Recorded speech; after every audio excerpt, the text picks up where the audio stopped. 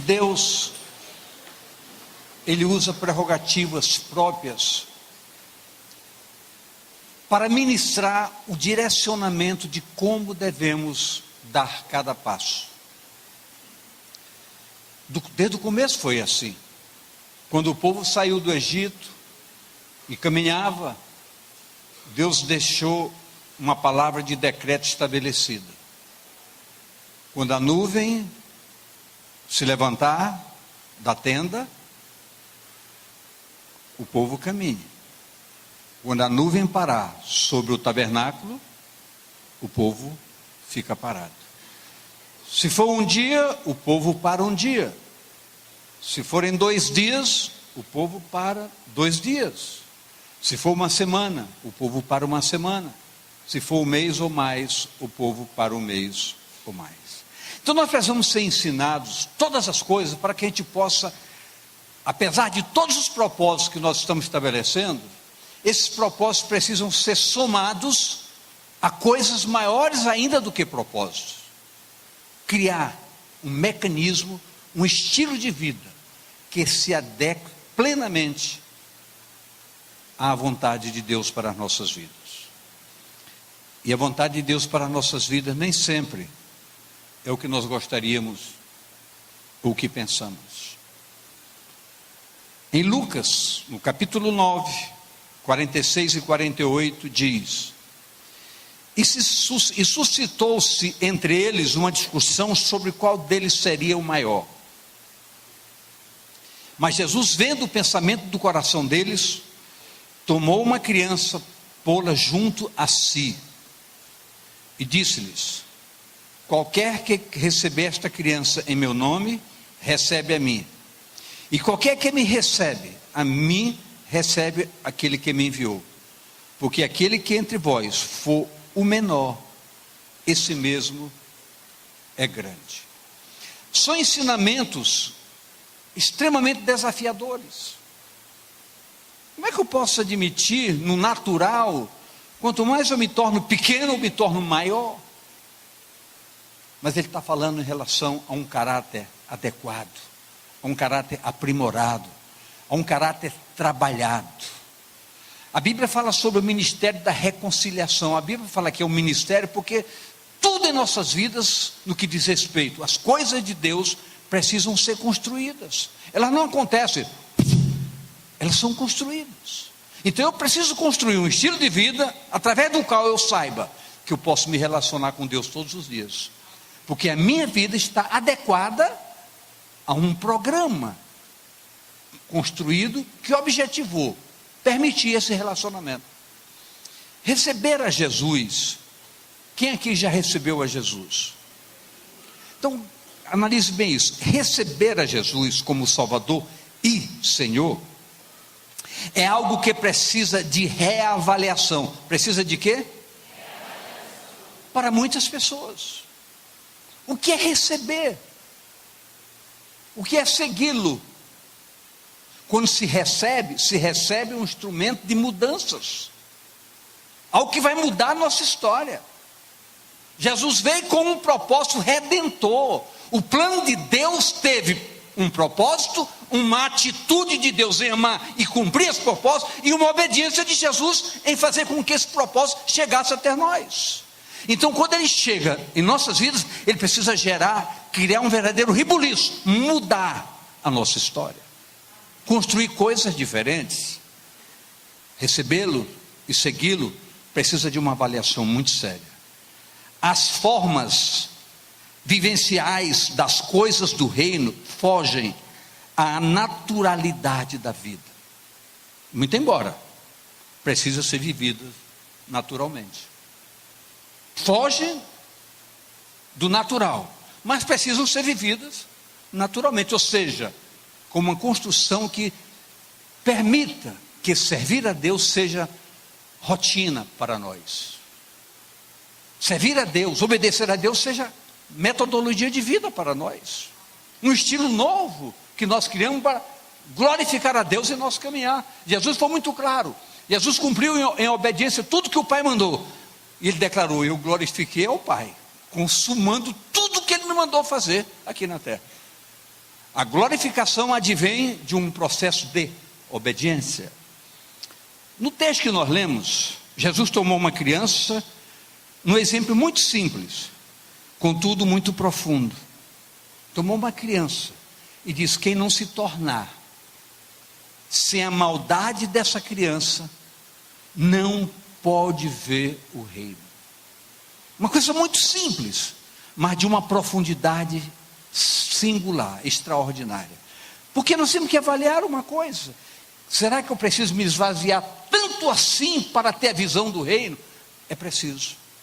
Porque enquanto a minha visão for dotada do meu achismo, dos meus pensamentos, do meu querer, do meu fazer, do meu pensar, jamais eu vou cumprir um projeto divino na minha vida. E Jesus foi muito claro: você quer vir após mim? Aprenda a renunciar, a negar-se, a dizer não a você. Se eu quero conquistar um relacionamento com Deus, eu tenho que aprender a conquistar, abrir mão de muitas coisas que eu gostaria, mas não posso. E tem um detalhe: olha o que eu disse, eu gostaria, mas não posso. Mas a proporção que eu vou me aprofundando num relacionamento com Deus, eu já não gostaria mais, porque o meu prazer vai ser permitir que Deus se alegre com a minha vida e com o meu proceder. Então essas coisas velhas foram ditas aqui hoje pelo pastor Flávio, passaram. Eis que tudo se fez novo. Em Mateus 18, 3 a 5, diz o seguinte: e disse: em verdade vos digo, se não vos converterdes, se não vos o que, queridos? Eu queria que você repetisse, não para a pessoa do celular, mas para você. Eu preciso entender o que é plena conversão. Ou seja, um poder capaz de transformar uma situação em outra, transportar de um lugar para outro, destruir um pensamento e construir um outro. E não vos fizerdes como crianças, de modo algum entrareis no reino de Deus.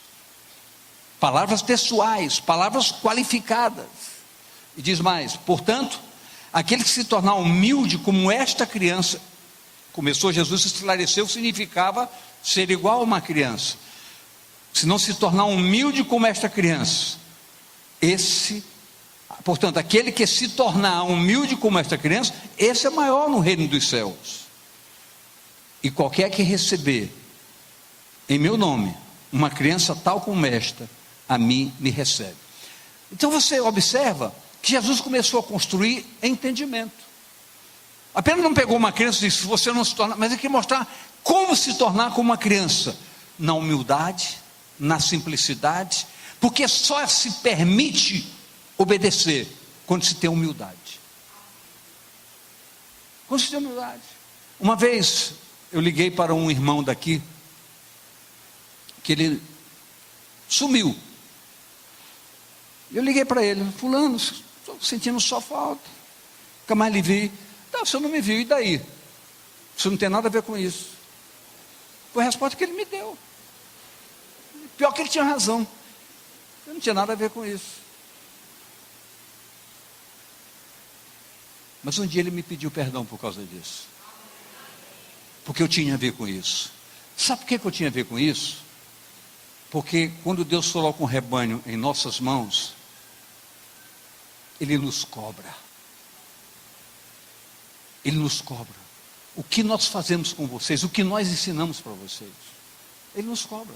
E nós vamos dar satisfação por cada um de vocês. Então tem pessoas, gente que se afasta, por qualquer besteira se afasta. Estou chateado, estou zangado. O inferno está assim de zangado. Assim de zangado. Queridos, não há mais tempo para besteira. Diga a pessoa ao seu lado: não há mais tempo para tolice. Está na hora de nós sermos maiores, sermos grandes. O foco já é desafiador por si só. E Jesus não mexeu só com uma criança, não. Jesus mexeu com um homem douto. Olha o que nos diz a palavra em João 3, de 1 a 3. E havia entre os fariseus um homem chamado Nicodemos, príncipe dos judeus. Este foi ter de noite com Jesus, dizendo, e disse-lhe: Rabi, mestre, bem sabemos que é mestre vindo de Deus, porque ninguém pode fazer esses sinais que tu fazes, se Deus não for com ele. Jesus respondeu e disse-lhe: na verdade te digo, aquele que não nascer de novo, não pode ver o reino de Deus. Aquele que não nascer de novo, não pode o quê, por favor? Agora, pergunte a você, se pergunte agora, ousada e corajosamente: eu já nasci de novo? Se faça essa pergunta, por favor. Analise sua história, seu comportamento, suas reações, suas atitudes, e se pergunte: eu nasci de novo? Eu fui capaz de abrir mão de minhas vontades, dos meus desejos, das minhas razões? Você já nasceu de novo? Ele diz: quem não nascer, não verá o reino de Deus. Então preste bem atenção, na somatória dos fatos desta noite, nós temos coisas preciosas. Quem viveu gostosamente, momentos atrás, quando se estava pulando, cantando, alegrando, quem viveu gostosamente esse momento? Agora preste bem atenção, nós não podemos viver só esse momento, porque nós temos que construir base, que faça com que nós possamos fazer isso com toda tranquilidade. Eu estou pensando que já estava pensando que eu estava na academia, já estava. Igreja, Deus fala com todos nós, do menor ao maior, porque Ele quer nivelar por cima todos, nivelar todos por cima. É por isso que nos preocupamos com o foco meramente religioso, nos preocupamos mesmo. O senhorio de Jesus sobre nossas vidas precisa exercer um caráter de submissão e obediência. Submissão e obediência. Eu preciso exercer a condição de entender que eu sou submisso a essa palavra. Essa palavra tem senhorio sobre a minha vida, porque aqui é um decreto estabelecido por Deus, que eu preciso me adequar a esse decreto. Eu não posso querer que ela se adeque à minha vontade, eu tenho que me adequar a todo o panorama que a palavra se revela para orientar o meu caminhar. Eu preciso isso, eu preciso disso, e isso demanda o quê? Submissão e obediência. Agora, é possível chamar uma criança aqui e dar normas para essa criança baixar sua cabeça e sair cabisbaixo, obedecendo? Agora é fácil chamar um adulto como você e dizer: não faça isso, faça aquilo? Não é fácil. Então não existe nenhuma lei ditatorial humana. Existem normas estabelecidas pela palavra, que a ação do Espírito Santo sai daqui da palavra e chega na sua mente e diz: obedeça, porque é para o seu próprio bem. Então, quando o Espírito não está presente, nós somos meramente religiosos. Mas quando o Espírito age, nós mudamos de lugar, de postura, e o nosso entendimento passa a ser outro. Sabe por quê? Porque o Espírito tem uma capacidade sobrenatural de convencer. Ele lhe convence, ele lhe mostra e lhe leva ao lugar seguro. Nós, como seres humanos, não podemos fazer isso.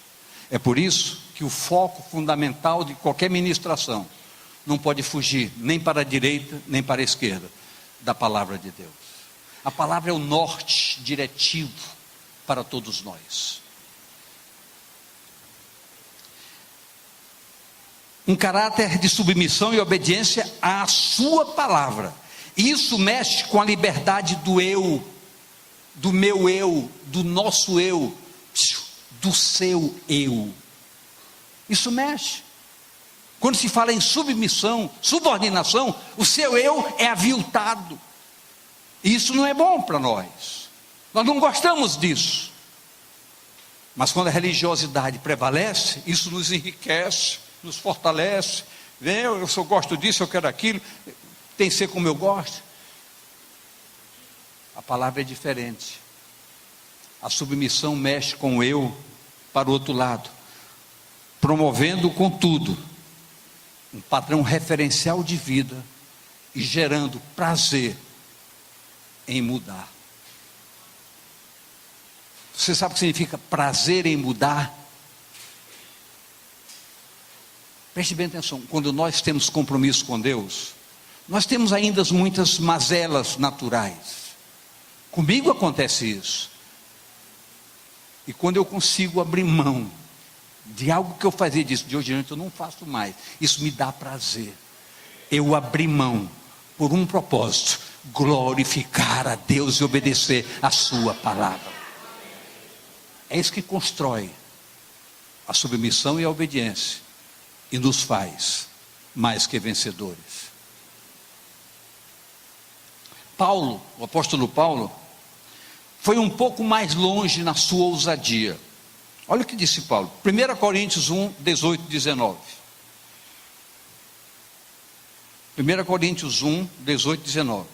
Porque a palavra da cruz é loucura para os que se perecem, mas para nós que somos salvos é o poder de Deus. Realmente a palavra da cruz é loucura. É loucura. Olhe lá para fora e vê se a palavra da cruz não é loucura para o que está acontecendo lá fora. É loucura. Mas a palavra diz, mas para nós que somos salvos, você entendeu isso? Nós que somos salvos. Quem aqui é salvo? Quem não é, levante o braço. Alguém está mentindo, porque nem todo mundo levantou o braço. Quem aqui é salvo? Agora todo mundo levantou. Nós temos que ser mais ousados. Porque sabe por que muitas vezes nós não levantamos? Porque às vezes nós ficamos com dúvidas se nós somos.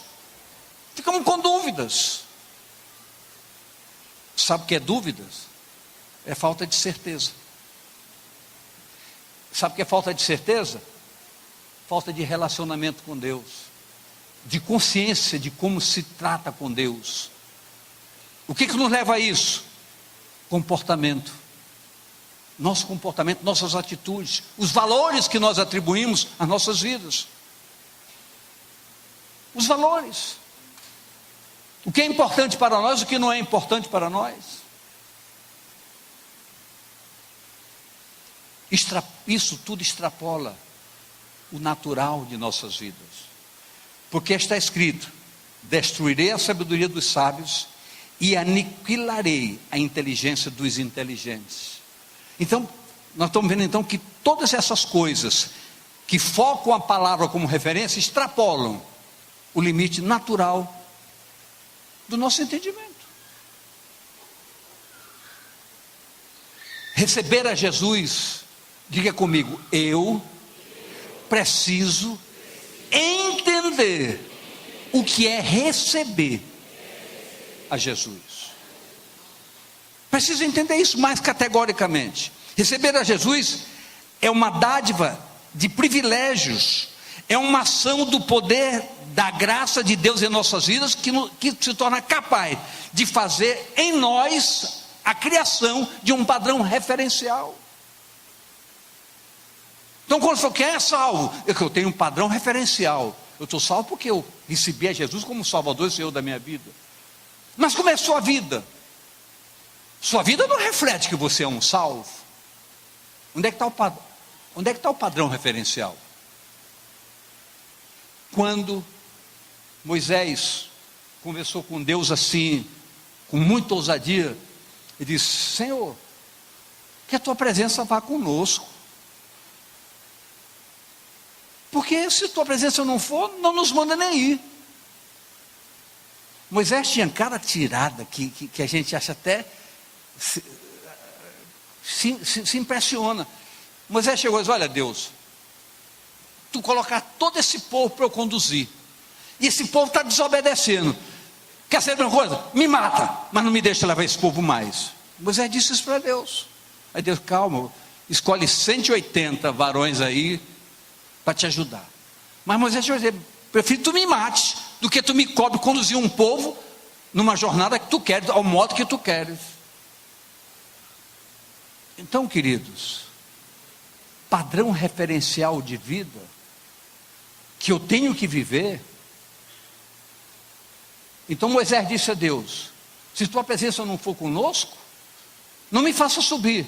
Não é porventura tu andares no nosso meio que nos tornamos diferentes, sendo o teu povo?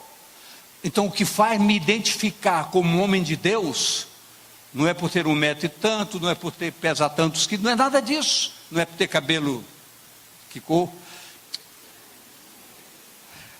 Branco,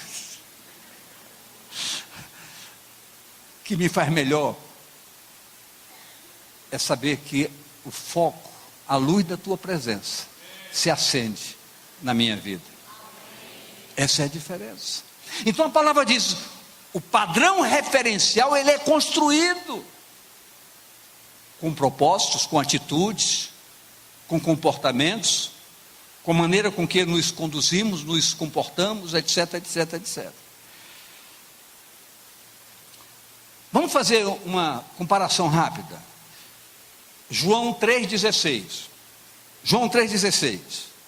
Olha o que diz João 3,16. Porque Deus amou o mundo de tal maneira que deu o seu Filho unigênito para que todo aquele que nele crer não pereça, mas tenha a vida eterna. Tenha a vida eterna. Quero comparar com o quê? Com João 1, 11 e 12, que diz: veio para o que era seu, e os seus não o receberam. Mas todos quantos o receberam, todos quanto o quê, por favor? O receberam, deu-lhes o poder, deu-lhes o quê? De serem feitos filhos de Deus, aos que creem no seu nome. Então preste bem atenção, o que é receber? É participar de um poder, que nos transforma a tal ponto, de nos transformar de criaturas de Deus, para a condição de filhos de Deus. Então receber é algo muito forte, receber Jesus é algo grande demais, de uma grandiosidade singular. Então nós temos que começar a reavaliar o que é receber a Jesus em nossas vidas.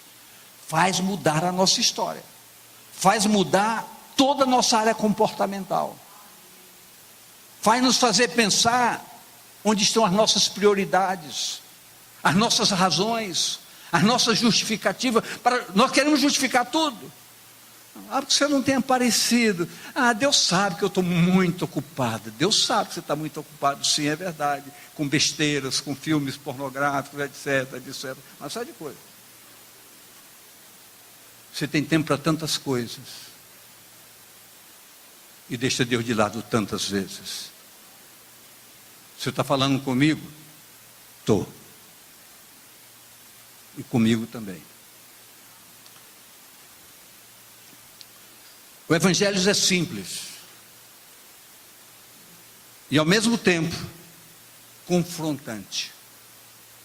O Evangelho é o quê? O Evangelho é simples e ao mesmo tempo confrontante. Ele nos confronta na sua simplicidade. Nos confronta. Jesus objetivamente mostrou essa realidade de maneira confrontante mesmo, em Lucas 9, 57 a 62. E aconteceu que, indo ele pelo caminho, lhe disse um: Senhor, segue-te-ei para onde quer que fores, é bom te receber e te seguir. E disse Jesus: olha, as raposas têm covis, as aves do céu ninhos, mas o filho do homem não tem onde reclinar a cabeça. E disse ao outro: segue-me. Mas ele respondeu: Senhor, deixa que primeiro eu vá enterrar meu pai. Mas Jesus lhe observou: deixa aos mortos ou enterrar os seus mortos, porém tu vai anunciar o reino de Deus. Disse também outro: Senhor, eu te seguirei, mas deixa-me despedir primeiro dos que estão na minha casa. E Jesus lhe disse: ninguém lança mão no arado, ninguém que lança mão do arado olha para trás é apto para o reino de Deus. Então o que essa palavra quer dizer, para eu entender, para você entender, que as minhas razões não passam das minhas razões. Viu como é simples explicar? Você entendeu? Nem eu. Por quê? Por quê? Porque minhas razões são minhas razões. Se eu perguntar aqui, qualquer um aqui: fulano, por que você não tem aparecido? Pastor, o senhor não pode imaginar, é muito trabalho, muito isso, muito... Todo mundo tem razão. Então, a resposta é essa. Essa é a resposta. Agora, a partir do momento que as minhas razões se somem, buscando a razão para dizer categoricamente que Deus é prioridade na minha vida, isso é um desafio tremendo, porque eu vou ter tempo para todas essas coisas e muito mais. Vou ter tempo. Deus não escolhe ninguém que é malandro, Deus escolhe quem gosta de trabalhar mesmo. Quando você tem compromisso com Deus, você tem tempo para todas essas coisas e ainda sobra. É só querer. É só nós querermos. Temos tempo que sobra. Está mexendo com alguém? Não, estou mexendo com alguém. Estou tentando explanar, fazer uma explicação, uma explanação do que a palavra está mexendo com esse confronto dentro de nós. Temos razões que nos justificam ao nosso entender. Temos desculpas. Temos uma sociedade confusa e sem princípios do reino. Temos a ciência, às vezes mal entendida ou enganadora. Isso está lá em 1 Timóteo 6, 20 a 21, que diz: 1 Timóteo 6, ó Timóteo, guarda o depósito que te foi confiado, tendo horror aos clamores vãos e profundos e às oposições falsamente chamada de ciência, a qual professando alguns se desviaram da fé. A graça seja contigo. Muitas vezes a ciência nos afasta, nós achamos que nós somos agora intelectuais. Bíblia é uma coisa muito fuleira, essas pessoas, esses simplesinhos estão preocupados com Bíblia. A ciência me tem levado a um patamar mais destaque. Aí vem uma doença, cai na cama, chama aquele povo simples para orar por mim, por favor. É porque esse povo simples tem um Deus poderoso, que faz diferença na vida de todos aqueles que creem nele e seguem os seus passos.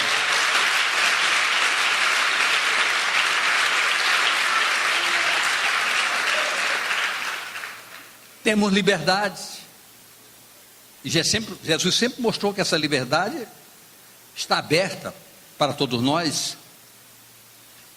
Jesus sempre se mostrou aberto a ensinar todas as coisas, e a palavra nos mostra que era seguido por multidões para as quais sua atenção voltava com palavra de conforto, com curas e com libertação, com transformação, com milagres extraordinários e com suprimentos para a necessidade das pessoas. O próprio Jesus, contudo, foi muito claro para com os propósitos divinos. Olha o que ele nos diz, Marcos 8, 34 a 38. Você tem que entender uma coisa: ninguém pode receber Jesus sem seguir os seus passos. Ninguém.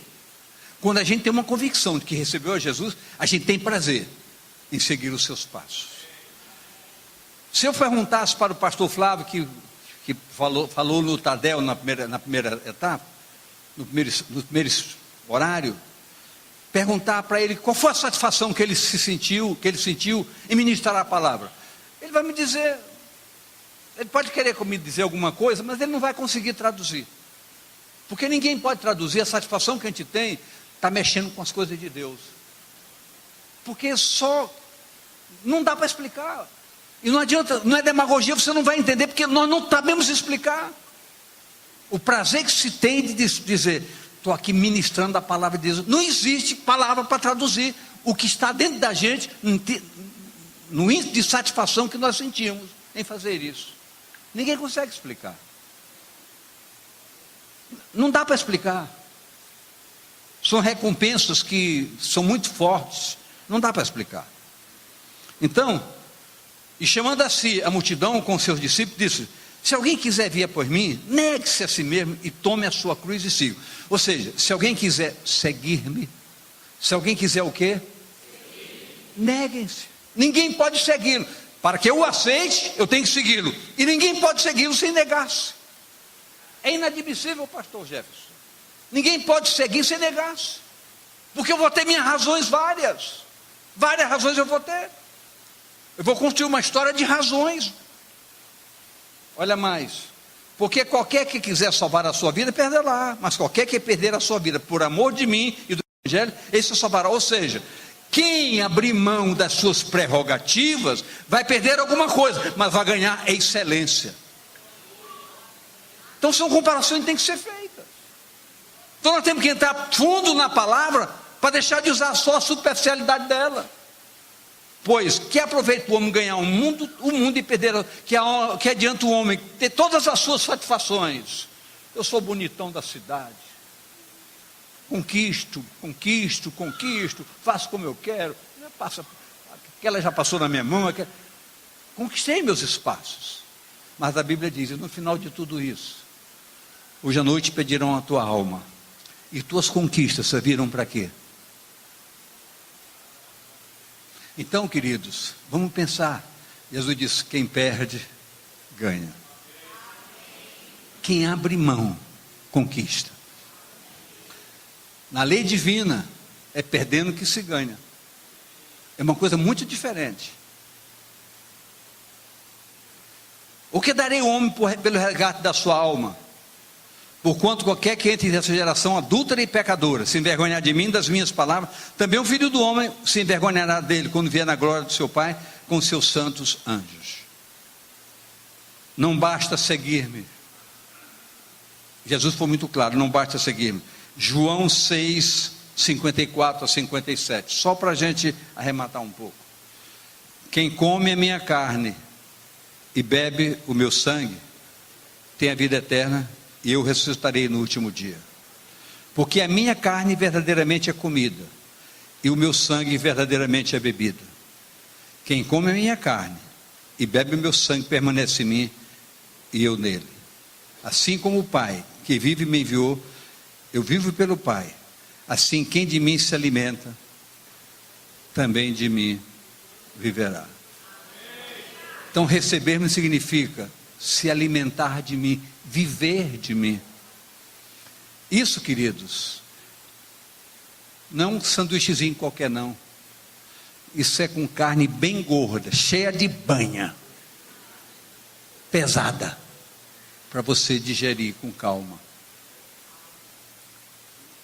Quem de mim se alimenta, por mim viverá. E quem se alimenta da verdade, não perde tempo com tolices, com zanguinhas, não perde tempo com essas coisas. Quem de mim se alimenta, por mim viverá. Tem coisas maiores, muito maiores do que picuinhas.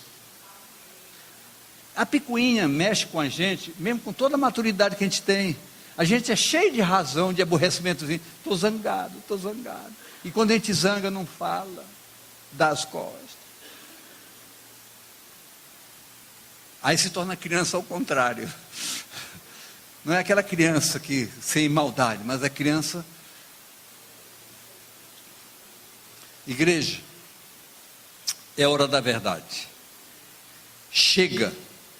Ninguém engana ou é enganado a vida toda. Isso é verdade, queridos. Isso é para mim e para você. Ninguém engana nem é enganado a vida toda. Ou nós nos mostramos, ou vamos ficar camuflados. Isso é religião, isso é engano, não nos leva a lugar algum. Quem está entendendo o que eu estou falando? Graças a Deus por isso.